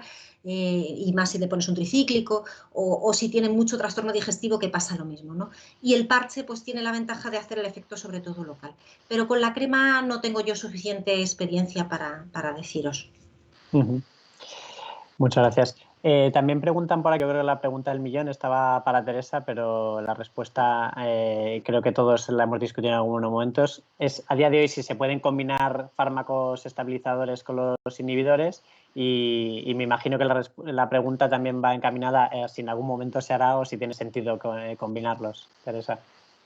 No, quería comentar que, bueno, en el momento actual, que yo sepa, no se hace, pero sí que siempre hemos comentado, ¿no?, que a lo mejor sería un punto ideal, ¿no?, combinar varios fármacos que actúan, a lo mejor un fármaco que actúe eliminando los depósitos y otro fármaco que actúe inhibiendo la síntesis. A lo mejor sería lo ideal, ¿eh? Una combinación de fármacos. He preguntado si el inhibir la síntesis de TTR puede tener alguna consecuencia, porque igual es la función de la proteína, creo que esto lo hemos explicado un poco y que en modelos murinos, desde luego el déficit de TTR a nivel por lo menos funcional no ha demostrado empeorar el metabolismo tanto tiroideo, porque es una función secundaria de la transtiretina, la hormona tiroidea se transporta sobre todo por su transportador específico, como el de la vitamina A, y aún así, como ha dicho Teresa, sí que damos suplementos de vitamina A tanto en Inotersen como en Patisiran, pero seguramente su función, como hay síntesis de transtiretina en el ojo, pues igual está cubierta por ese lado, ¿eh? Lo que pasa es que es verdad que a largo plazo no tenemos información al respecto. Y por último, es una pregunta de insuficiencia cardíaca, yo creo que tampoco tiene respuesta, pero Inés a ver si sabe algo más que yo, que es los ISGLT2 en los casos de insuficiencia cardíaca por amiloidosis, estudios específicos me imagino que no hay, o no, yo no he leído, pero bueno. Yo no he leído tampoco, lo que no sé si en los estudios que hay en marcha de insuficiencia cardíaca con FEBI preservada si hay incluidos pacientes con amiloidosis por transtiretina, lo desconozco, la verdad. Lo siento. Pues nada, estas serán básicamente las preguntas. Reiterar nuestro agradecimiento a Bea, yo creo que por parte de todos los ponentes, por esta magnífica sesión. Esperamos que haya quedado más claro al público de atención primaria en particular y que evidentemente todos estamos abiertos a responder vuestras dudas. Hemos dejado los mails en algunas de las presentaciones, pero vamos, que se nos puede encontrar fácilmente. Y yo personalmente pues agradecer a Lucía, a Cristina, a Teresa y a Inés pues haber compartido este ratito de tarde con vosotras. Muchísimas gracias. Muchas gracias. Gracias. Gracias. Adiós. Hasta luego.